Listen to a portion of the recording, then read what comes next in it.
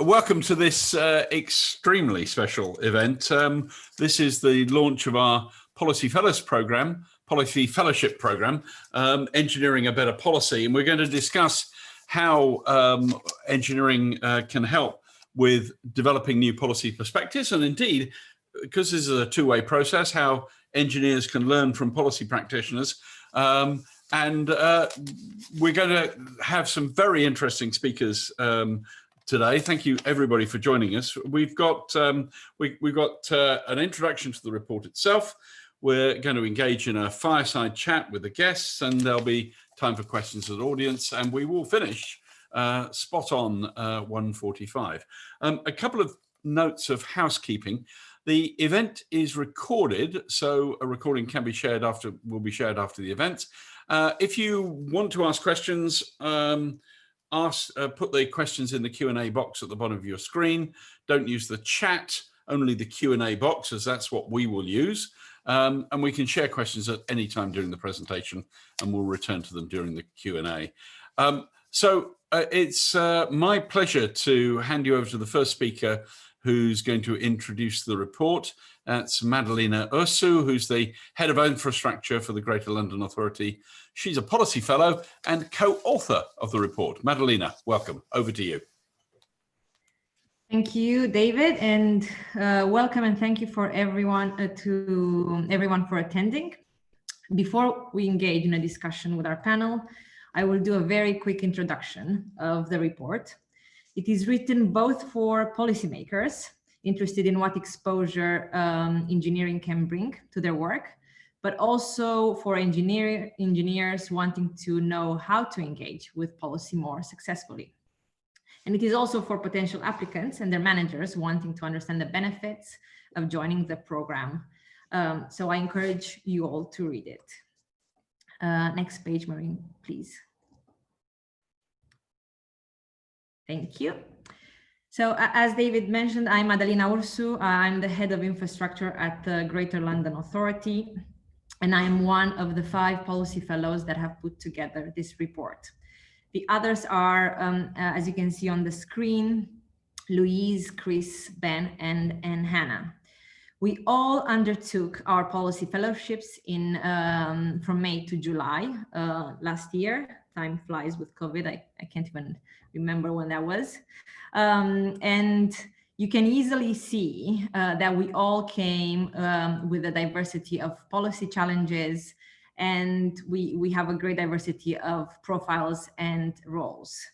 But the thing that we do have in common is that we are all policymakers, and we all came to the program to gain engineering perspectives on a particular policy challenge. And the program was only the start of our journey, really. And we have been quite active, if we can say that, alumni ever since. And engaging in this report is just one example of that. As a group, we also decided to continue the engagement with engineers and tell them more about what we as policymakers needed from them. And we held an event with the Academy in November and realized that the interest was really reciprocal. Engineers wanting to understand how they can better engage with us, because there's a lot of times a language issue between the two groups, so to say. So we'd like to thank all the engineers that we met and that have engaged with us in the program and in the past months, and hope that more will continue to do the same in the future. Next page, Maureen. So I wanted to share with you 3 lessons that we think as a group we've learned from the program. First of all, the program is about harnessing engineering expertise and applying it to a particular challenge, and has an emphasis on using engineering systems approaches in policy. So for those of you who, like me at the beginning, were wondering what that is, systems thinking is a multidisciplinary approach, I'd say, that is intending to transform a set of stakeholder needs into a balanced system solution that meets those needs. So if I left you even more in the dark than at the very beginning, Hopefully I've intrigued you enough to want to find out more about this and about the program. And making progress on my question is important for the program, and obviously was important to me. But what I found was that the experience goes way beyond that. And for me, the program really expanded my ways of working and my team's thinking around the various issues that we encounter in our day-to-day. Next page, Marine, thank you. Secondly, we have built communities between the policy, the fellows and the engineers that will be available to us for the future. As Luis says, it's here also. And the connection with a community of excellent engineers and experts will be invaluable to nurture, to bring engineering expertise to any of our future challenges and conversations. And I think for, whether the Academy likes it or doesn't like it that much, we have been tapping into the expertise of the community on a regular basis, potentially more than people would want. But also, I would say very valuable is the connection that we build with the other peers working in policy and at the Academy. With whom we continue to explore ways of working and activities, future activities in this space. Next page. Thank you. And finally, we've learned, as I mentioned a bit earlier, that engineers and policymakers want similar things. And what I mean by that is that engineers want to be able to influence policy, and policymakers want to inject the engineering thinking into policymaking. But we sometimes speak those different languages, which is something that Chris alludes to here. And this program is helping to build that culture of exchange and engagement, and explores those new ways of working to bring people on the same at the same table, being able to exchange the knowledge and expertise. And we have learned how to at least start doing it, more of that already. Next page. And just to conclude before we go to questions, I would say that as a group, we believe that the Policy Fellowship program has started to transform our policy practices, and this will slowly but surely become the forum for policymakers and engineers inside and outside of government, especially as more of you join this program. And this report is our call to both policymakers and engineers to join this community. And so I'm really pleased to open this discussion with Sir Patrick and Sir Jim. Thank you very much. And I think, David, it's back to you.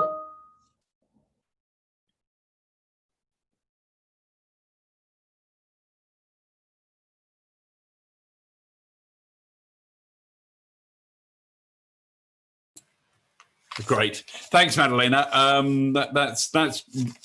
You picked exactly what is valuable, I think, about this Policy Fellowship program. In particular, when I introduced you, I pointed this thing out about the two-way process. It is very important that engineers are learning from policymakers, policymakers are learning from engineers, and we are at the beginning of a journey with all of this. And I think you captured that absolutely perfectly.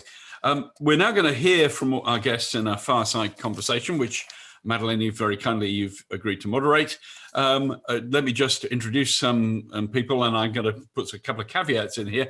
So Sir Patrick Vallance, as the Government Chief Scientific Advisor, can join us, I think, until at 1:15, maybe a little later, but we'll see. Understand, Patrick, how busy you are. Professor Sir Jim MacDonald, who's the president of the Royal Academy of Engineering, we won't actually be able to see him, I think, because we've had a little bit of a, oh, Jim, magic! You've appeared just on cue. Well, I'm glad we sorted out those IT gremlins. Louise Dunsby, who's the Deputy Director of the Innovation Policy at BEIS. Ben Jones, Head of Innovation, Aviation Security at the Department for Transport. Hannah Toos, who's the Deputy Director for the COVID-19 policy at DEFRA, and Chris Moore-Bick, who's the Deputy Director, Policy, Defence, Science and Technology at the Ministry of Defence. And like Madalena, Louise, Ben, Hannah and Chris are Policy Fellows and co-authors of the report. So Madalena, back to you. Thank you very much, David. And Sir Patrick, I'll start with you and apologize the rain of questions, because I'll try to pack all our questions. As you know, you have other commitments. So I think, we'll start with 3 questions, and if we have more time, we'll get to those. First of all, it would be really helpful to hear your reactions to our report and our takeaways. Secondly, we'd like to hear why this is important to why this program is important to you and to government. And thirdly, what would you hope the program can achieve in the next year or in the next years? So over to you. Thanks, Madalena. I mean, it's interesting because, in effect, and as you were talking, I was thinking you were laying out the sort of Wittgenstein philosophical issue, which is if a lion could talk, you wouldn't be able to understand him. And in essence, that's what you're trying to do here, is to make sure that the sides can come together and understand each other, because the benefit in this case is going to be huge. So I really like the way that you've picked on 3 things of harnessing engineering expertise into government and policy, creating that community and networks, because I think that's what's going to make this lasting and give it some resilience. And then from that, inspiring cultural change to make sure that we end up with the appropriate way to keep this going throughout the policy system. I'm a big fan of this, and I'm a big fan of the way in which engineering thinking and approaches can influence policy approaches. Systems thinking, I think, is critical, and very often is quite loosely talked about. So people talk about systems in a quite sort of general way. I think the discipline that comes from the way you're doing it and the way this fellowship is set up is it will bring a truly hard sort of engineering approach to how you think about a system. Now, not all systems are hard systems, of course, so you need to be able to adapt it. But I think that does bring a new and important angle. And I think coming from this would be one of my hopes, is that we end up with a cadre of people who actually can act as the appropriate translators, connectors, communicators, as the skills build on both sides. And it is on both sides. I mean, there is a difficulty of engineers and scientists speaking to policymakers because they don't quite understand what the process is, and there's a difficulty of policymakers speaking to engineers and scientists. So I think this is a really good opportunity to get that right. And we could not have had a year where this has been more evident, where the need for this has been more pressing. So, my hope, you said, what are my hopes of this for government? My hopes are that this is the start of something that is indeed a widespread cultural change that massively upskills the ability across government. That is my sort of limited ambition for this thing. It's a big change, it's something that really could make a difference. And then in terms of, why is that important? Just think about some of the challenges that we've had this year and that we have coming. So net zero is a huge systems problem. It's a massive engineering problem in itself, but it's a systems engineering problem in which the most uncertain bit of the system is behavioral change. So, how are we going to work out the systems approach, knowing that this is a great unknown variable in the middle? So net zero is a great example. Recovery from COVID, I mean, huge systems challenges in terms of how we think about this. Unintended consequences of tweaking one part of the system over here and ending up with a problem over there. That's going to be critical to understand. And actually, on a sort of more narrow but important area, in the last year, the approach to making sure that the UK has its position for vaccines clear and can access the vaccines it needs and understands all of the parts of that. That's been a big systems engineering challenge. It's been a big engineering challenge, and it's one that's highly relevant to the discussion we're having today. So I think this is important. I'm really excited actually that 2 people from Go Science are going to be on this scheme, which I think will cause great benefit for that organization as well. I think it's a good time to be doing it. And I think one of the big outcomes from this that we need to keep concentrating on is the network of these cross-disciplinary experts who will understand the language on both sides and can facilitate and inspire making this a way of thinking going forward.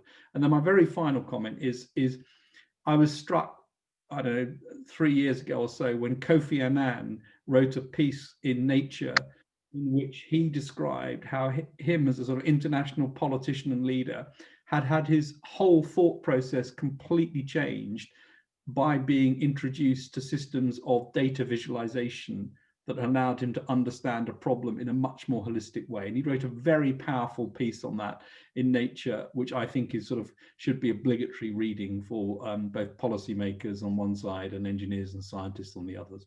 Thank you. Thank you, Sir Patrick. And you certainly didn't set small challenges for the next cohort of the policy fellows.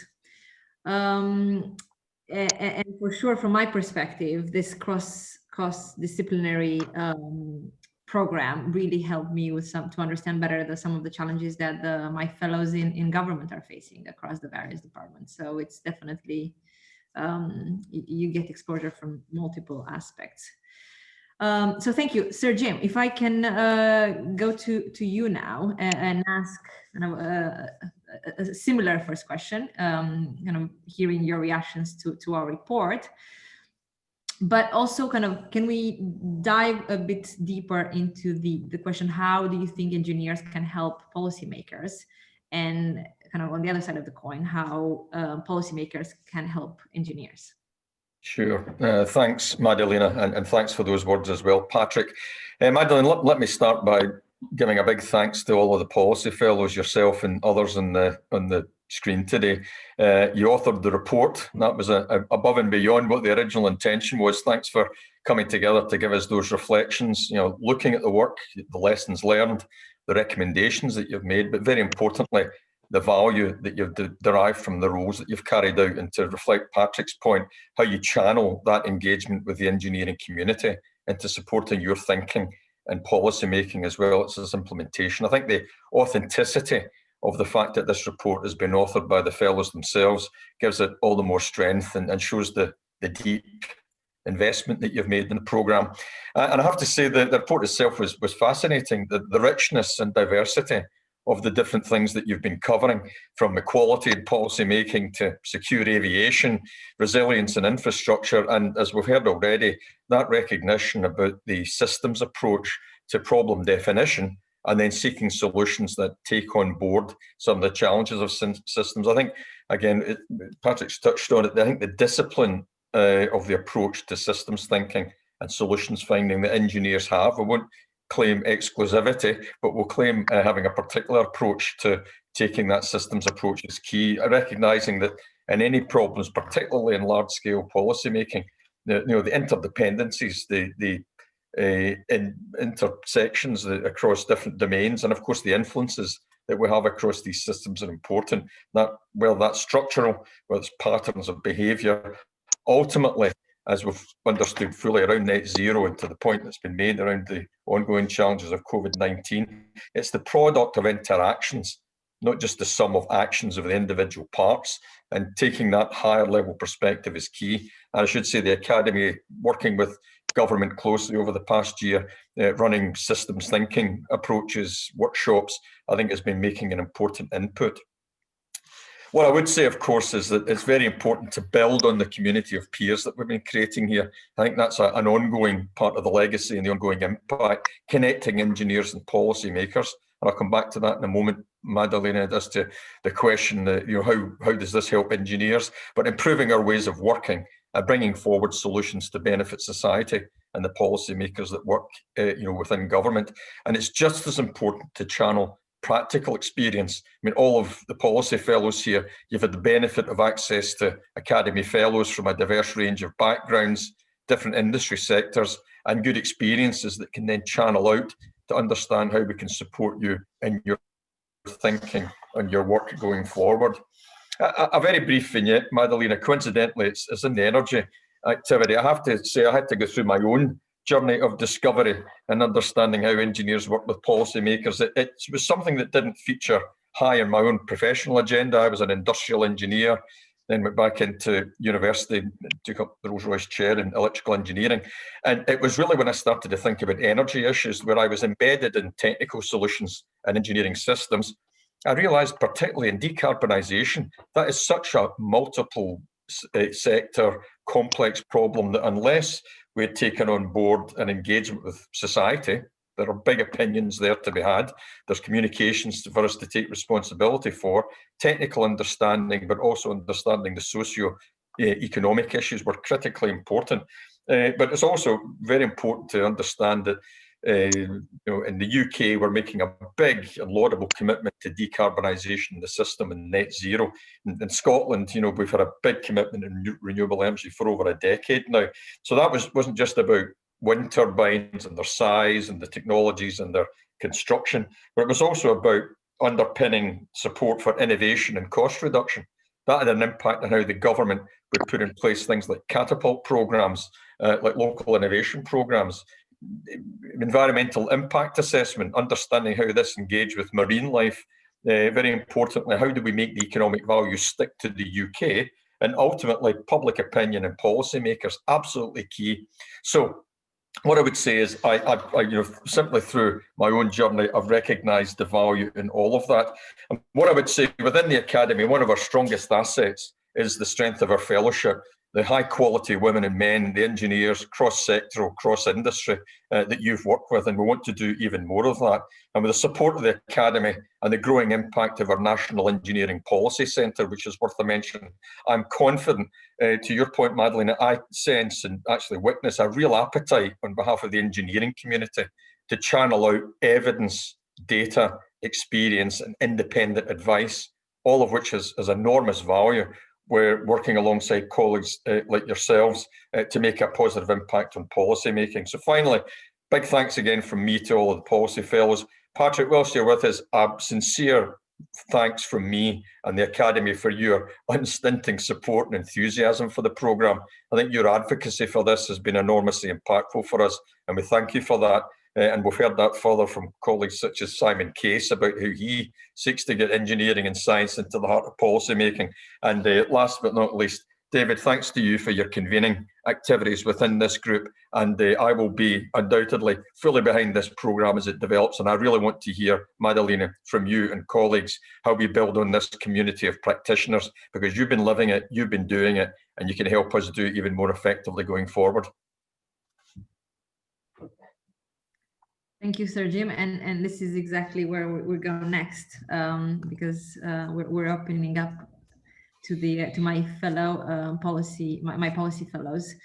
But before that, I wanted to say that the systems thinking training, I think it would be so good if it could be available to all government departments, no matter what they do, because it's very, I mean, as much as I try to explain it to my team, you can never really get all the nuances that the Academy has managed to convey to us and the other engineering fellows. So a question now to my colleagues. The program has, as we said, opened many new doors and inspired new ways of working already, and we've initiated this two-way conversation with engineers, sharing with them what we need as policymakers from engineers. And that was definitely only the beginning of a conversation, which we are continuing now.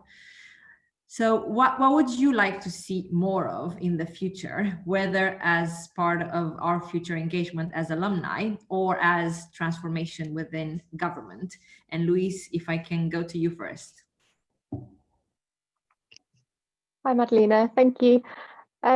Well, the first thing I would like is obviously as many policymakers as possible to do the fellowship. I won't list the benefits now because we talk about them in some detail in the report, but I cannot imagine many policymakers who wouldn't benefit from the course in some way because the benefits are so wide-ranging. And the second thing is, since finishing the course, the Royal Academy have been fantastically helpful in supporting me to spread systems thinking and systems techniques within my team. As you've just mentioned, I've talked kind of very enthusiastically about the course to them, but it is quite hard to explain without just having a go at it. And the Royal Academy have helped me with that. So I think this wider outreach is a really important offshoot of the fellowship. Clearly, not all policymakers are going to be able to do the course, sadly, but that doesn't mean that they can't all benefit from the learning points that come out of the fellowship and get plugged into the Policy Fellows network. So kind of making sure we kind of spread that out and permeate it, and all of the fellows are helping to share the thinking more widely as well, I think is a really important feature of the course. Thank you very much, Louise. And if I can go next to Ben. Hi, Madalena. Thank you. Yeah, so I mean, firstly, I'd just like to completely reflect what Louise just pointed out there. I think the more the merrier to a certain extent, and coming back into my department and trying to sort of articulate what systems thinking actually is, and the fact that I mean, it might sound a little bit cheesy, but my eyes have been opened, I have to say, and I want to see much more of that. And I think as we move forward, if we could somehow get some kind of critical mass of that thinking, I think that can only be a good thing. And I think one of the other points here as well is the sheer diversity as well. So all of the engineering, the fellows and the engineers that the Royal Academy have exposed me to as part of this program. There's such a diversity of input, and I mean, looking at it from my sort of specific challenge, you can take the view that other sectors have approached these similar sorts of challenges, and it's that multidisciplinary aspect as well. So it's very easy to sort of sit in your silo and concentrate on your one sort of aspect of policy making, and how that relates to the areas of science and technology that are sort of immediately adjacent to that. I mean, where I sit, there are quite obvious sectors of science and technology that are relevant, but as part of a program such as this, I think it's very important to broaden that out and widen that as much as possible, really, and to keep that discussion going. And I think I'd just like to sort of sum up systems. Really, I think I can't overemphasize that. Really important. Thank you, Ben. And can I move to Chris next? Thank you, Madalena. Yeah, my colleagues have made some excellent points there. I think it's very important that we keep this sort of interaction going and try and make this something that's really very normal in terms of a lot of the work of government and policy making work. There was a lot to learn from this process, but one of the things that really helped me as a part of it was coming to the Academy with a very big problem. It was actually quite reassuring in a sense to discover when I talked to the fellows that it's our understanding of the problems is a shared one, and Sir Patrick made the point about net zero, and it's actually, I think, quite a positive thing if the two different communities, the policymaking community and the engineering community, start in terms of addressing problems from that same sort of space. There's something quite sort of unifying and almost liberating, actually, I think, about that. At least I found it in terms of the work that I was doing. And I think a lot of the success from this sort of arrangement, clearly a lot of it will come from having more people undertaking these sorts of programs and from thickening the links in a general way, and I very much hope that happens. I think it's important, especially those of us who are now from the policymaking side more familiar with the workings of organisations like the Academy. I think it's really important that we're on the lookout mutually for quite specific pieces of work. And in fact, in mod, I have found myself, during the course of a single week, having conversations with colleagues from the Academy about the programme, the fellowship programme, policy fellowship programme, and then, a couple of days later, having a conversation with them about a piece of work they're interested in doing with the mod, if you like, with my day job hat on. And I think that those sorts of things will very much knit teams together from across different organisations. And give us the experience and obviously give policymakers like us an opportunity to learn by doing as well. And I think that sort of interaction should be very positive in terms of developing the understanding, which is really very important. And the point has been made a number of times. You'll have seen in the report that those of us who are doing the programme had very different things that we were bringing to the programme, very different challenges we were trying to look at. And, policy making, no more than, or in just the same way as engineering or the science and technological fields, policy making is not one thing. There are lots of different flavours within that and lots of different sort of subcultures, if you like. And there's a lot here about, in quite a sort of deliberate way, talking about what we think we're doing with some of these things. It was very interesting when we had some of our follow-up conversations with the policy team at the Academy, their explanation of what policy might be for them and the sort of work they were doing would have been more instantly recognisable to some of us policy fellows and less to others. There's no end point to this. I guess there's just the encouragement that we get from a programme like this, that if we build these sorts of links across the community, and if we get stuck into some of these big challenging pieces of work, there's a huge range of benefits on offer.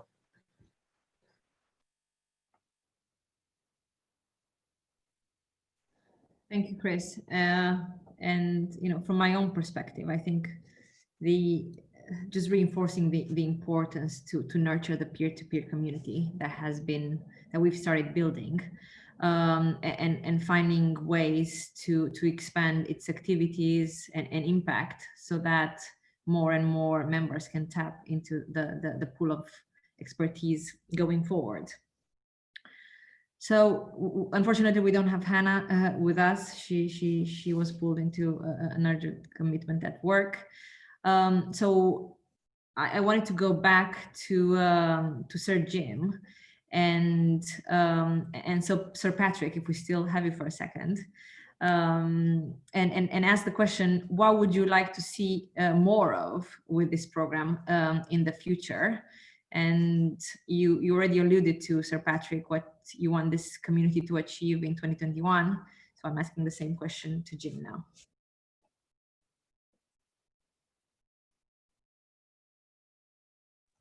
Madalena, may I suggest that you go to Patrick, given that he's got some time constraints, if Patrick doesn't mind?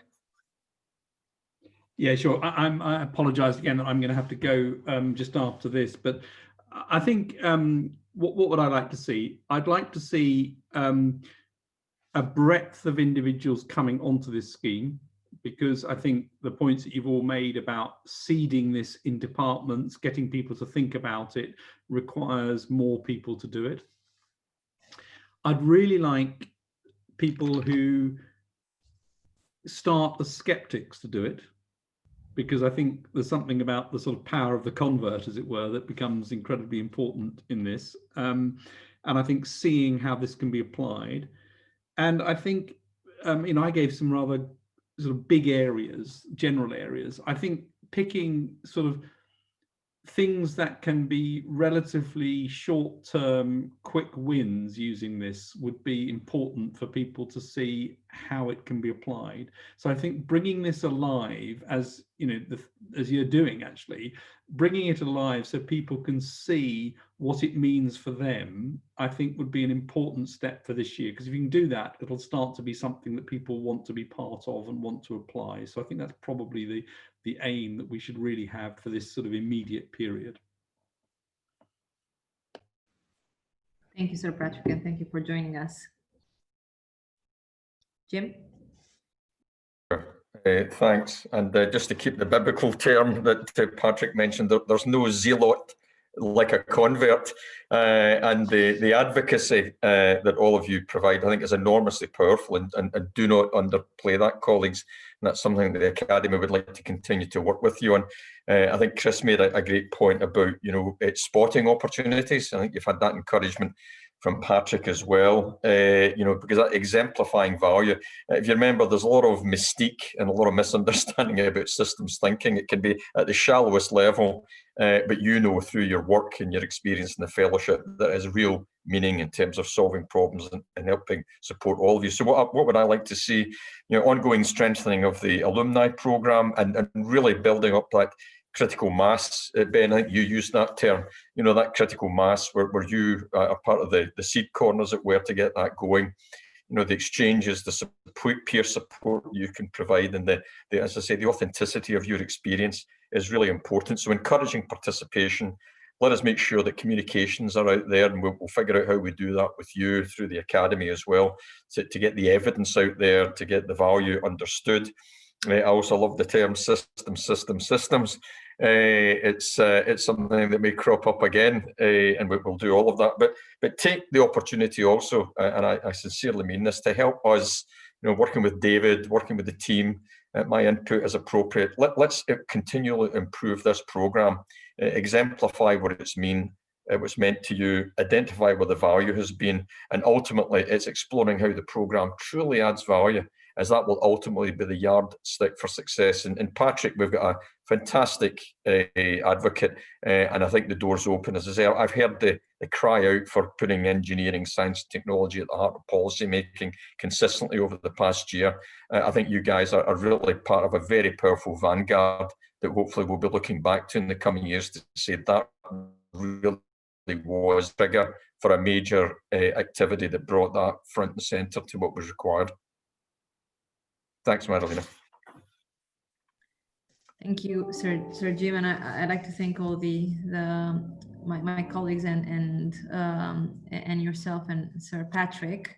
And I think I'll hand it over to David before we open up to questions from the audience. I think we have more or less 20 minutes for that. So, David, over to you.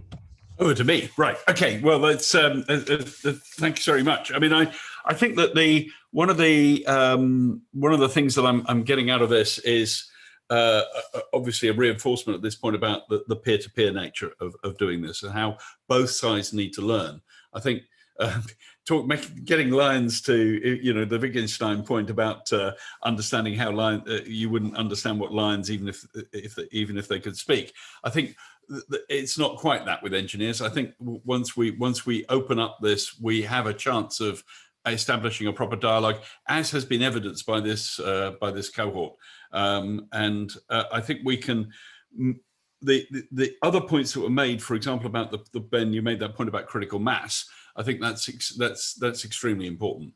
We need to keep this going so that we build up enough of alumni and people within government who understand what engineering can contribute. And I noticed that in some of the comments and questions that are coming through at the moment, there's one that talks about the difference between science and engineering. And that there is a very big difference, I think, between science and engineering. And I think it would be better to express my opinion very strongly, that if government understood that difference rather better than it does at the moment. And one of the reasons for doing this policy fellowship scheme is to make a contribution to creating that better understanding. It's not that engineering will solve everybody's problems, but engineering is a very important component of that mix. Other things about the data visualization, just briefly, because Edward Tufte is one of my favorite authors, and somebody has pointed out the visualization of complex data, and reference back to Kofi Annan's paper in Nature. I would thoroughly recommend people to look at Edward Tufte. He is one of the great exponents of how to take complex ideas and represent them so that people can understand them. And I recommend the railway timetable from France in the 1870s, I think it is, but also in particular Napoleon's March on Moscow, which is done by having the width of the army as it moves across. Sorry, this will be for you. It will be that way around, gets to Moscow and gets thin again and comes back as a pencil line back to Paris. It perfectly illustrates in a one map, and we should be aiming for that, both in terms of representation of data, obviously, but in all our thinking about how we are conducting our dialogue, how we are improving the way in which this policy fellowship scheme works. Because as we learn what it is that people don't understand, then we can incorporate that in the next rounds. And I'm hoping that, you know, if we came back to have this discussion in 5 years' time, we would have a sizable cohort of policy fellowship people, policy fellows, and we would have a different relationship between the engineering community and government. One where we had much more appreciation of what we as engineers can contribute to helping with policy, and just as important, how the engineering community understanding what the problems are for policymakers. I started the Centre for Science and Policy at the University of Cambridge, and over the I suppose it's now 12 years nearly, gosh, I have come on a major journey in understanding the difficulties that policymakers have. And that Jim, I echo your point that you made earlier, where you talked about, you know, having been an industrial engineer and then understanding much more about policy. We as engineers should never underestimate just how difficult the job of a policymaker actually is, and how much we need to have our minds open to all those considerations. And there's one other point that I just want to make, which is about the diversity, which I see Ragnar has come in with one of our new policy fellows mentions. Actually, and a number of other people. We need to be as broad as we possibly can, right? We need to really understand the context in which everybody's operating.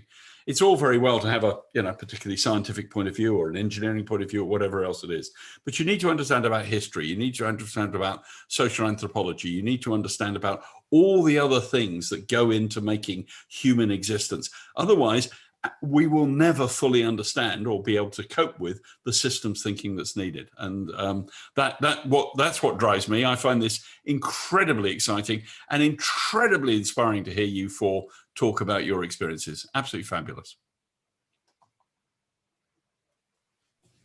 Thank you very much, David. And I think we have the first two questions from the audience. So I'll go straight to those.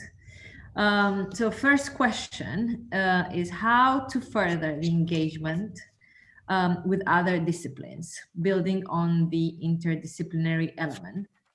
Question from Nick Holt and Martina Bortola. And there's another question. There is an urgent need for the lessons of this program to get out there. How can we get this done? How do we overcome the prejudice against engineering in the UK? Okay. So I'll just assign them, and you know, my fellows can tell me if they don't want that question or if they prefer another one. So the first question, Luis, do you want to take the first question in terms of how to further the engagement with the other disciplines?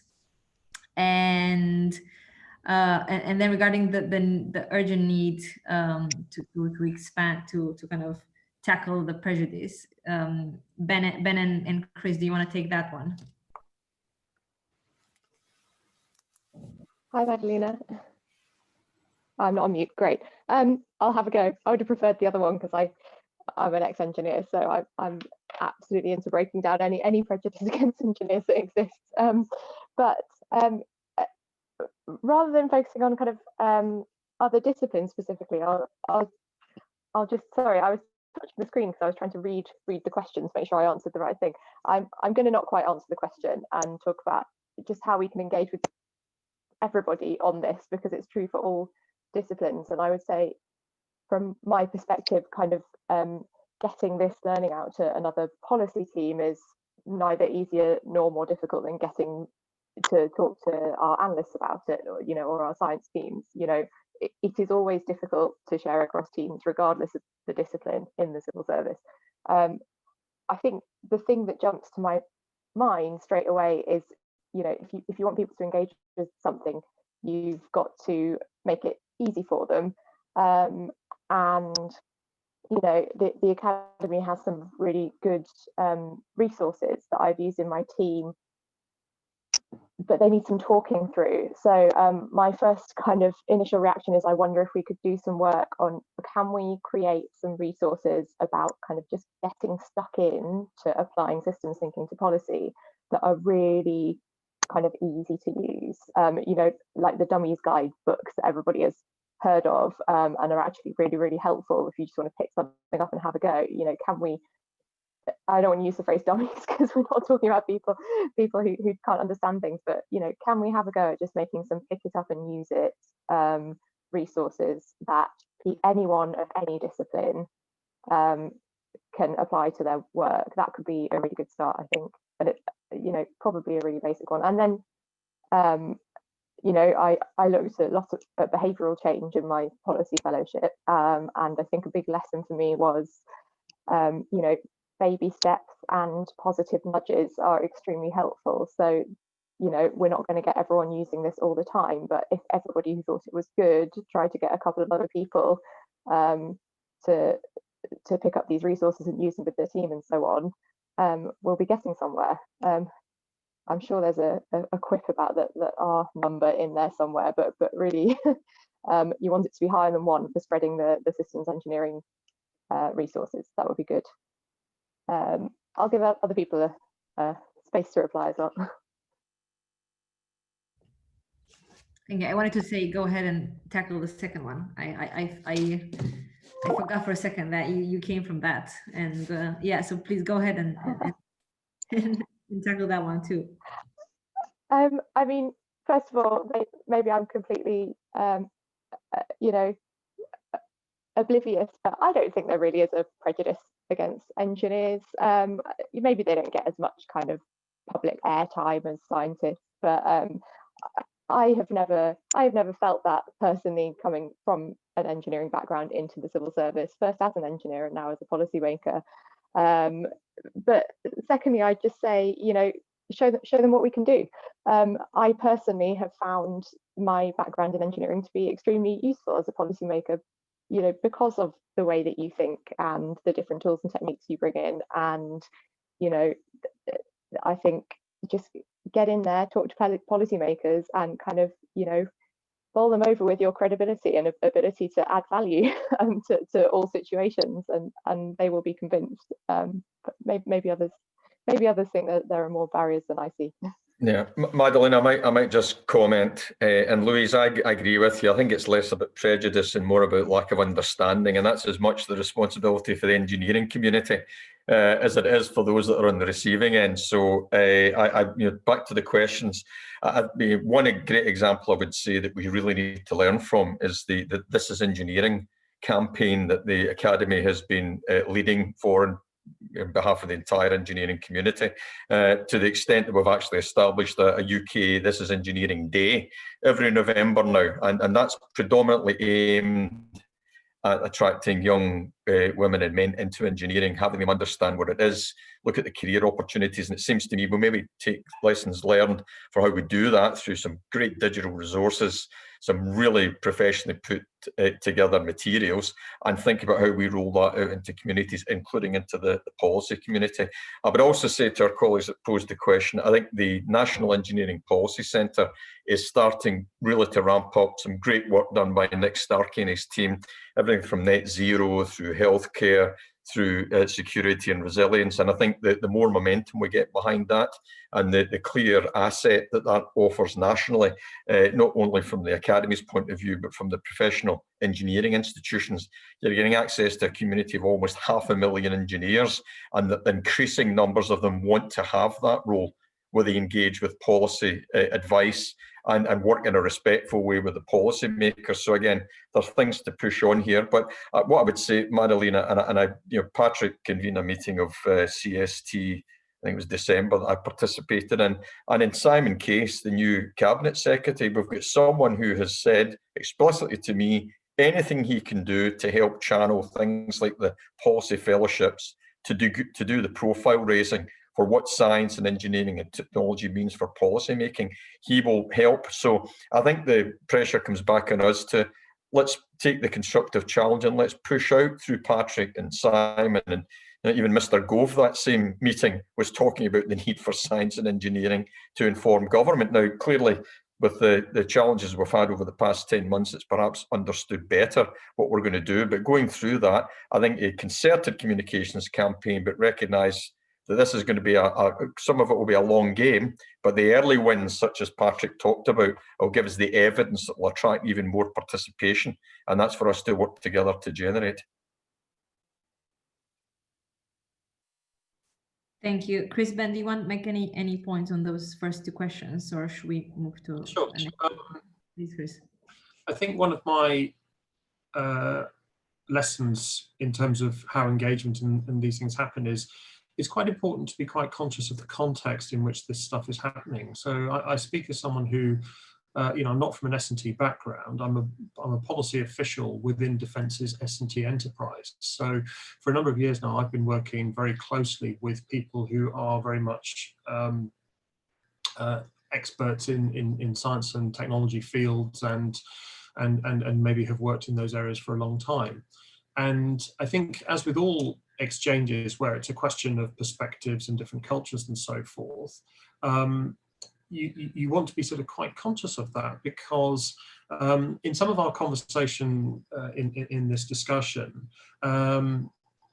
engineering in a sense has been cast as the thing that's trying to break into the policy world, and the same actually in my experience can easily be true. I know the science and technology is not the same as engineering, but the reverse is equally true, that the policy mindset is sometimes very hard for the S&T mindset to come alongside with. So some of this is about, as I said earlier, some of this is about finding the shared enterprises to work together on. Some of it, I'm sure, is just good standard management practice around thinking about the blend of skills and strengths and experiences and so forth that you have in any given project team or whatever it might be. Some of it, I guess, is about thinking about how you can consciously bring a set of different communities together with the right sort of overall sponsorship or encouragement. And just ensuring that, I agree with Louise. I think in my home department, I think engineers as a community, insofar as they're identifiable, are well regarded and respected for what they bring to that. But then, of course, defence has a very particular sort of ecosystem. But each organisation has got its elements of tribalism and those sort of informal pecking orders. And to an extent, yes, we probably do need to be thinking about how we can shake some of that out and encourage more productive conversations sometimes. Thank you, Chris. Ben, can I ask the last question? I'll target you for the last question, and of course, feel free to make any points on the first two. But the last question that came through is if the panel has any thoughts or lessons for how we educate engineers in order to better converse with policymakers. And I think we have a lot of lessons that we've learned from the event that we've run. So Ben, over to you. Thanks, Madalena. Yeah, that's quite an interesting question, really. So, like some others on the call, my background is I've got a science and technology background myself, and I've actually come from within my home department. I've come from a team of scientists and engineers working specifically on science and technology problems into a policy role, and it's like night and day. I mean, having that science background where I can answer a question to 15 decimal places, it's right or it's wrong, and then moving into policy where everything is just painted shades of grey is remarkable. It really, really is. And I think that is something that all sort of scientists and engineers working in government should be exposed to, because it is, in my sort of team previously, I was working alongside policymakers. I was informing policymakers because in my department we put great value in having strong evidence behind policymaking and regulations and what have you. So when you're a scientist in that context, you think you understand, but it's only when you actually step over that fence into that policy role where you really see what the difference is. So I think there's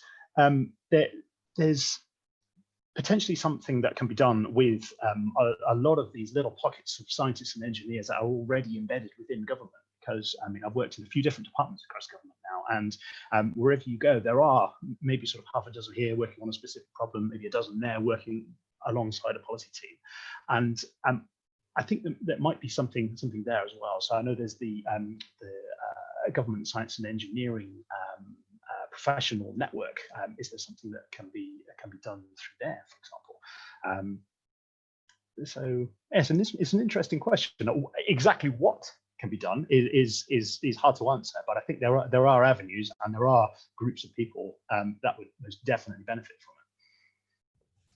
Thank you, Ben, and thank you, everyone. I know we're running out of time. I wanted to thank the Academy for making this all happen and encourage all of you to apply to the program. And David, over to you. Great, thanks. I hope I'm unmuted. Yes, excellent. Yeah, thank you. Fascinating discussion. Fascinating set of questions and answers, a Q&A that I've seen popping up, some of which I've referred to, but honestly, we will go through that with very closely, forensically. If you know anybody who wants to apply for the next cohort of Policy Fellowship, we've got our applications open until the 30th of January.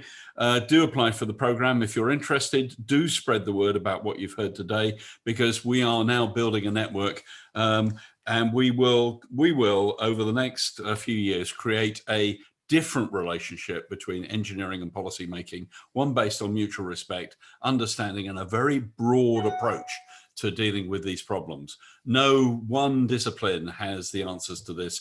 We all have to work together, and I think we're off to a great start with this. Thank you very much indeed. Thank you, Jim. Thanks, Patrick, in absence, and thank you to Madalena, Louise, Ben, Chris, and Hannah in her absence for participating in all of this. It's been a great session and a great report. Thank you very much indeed.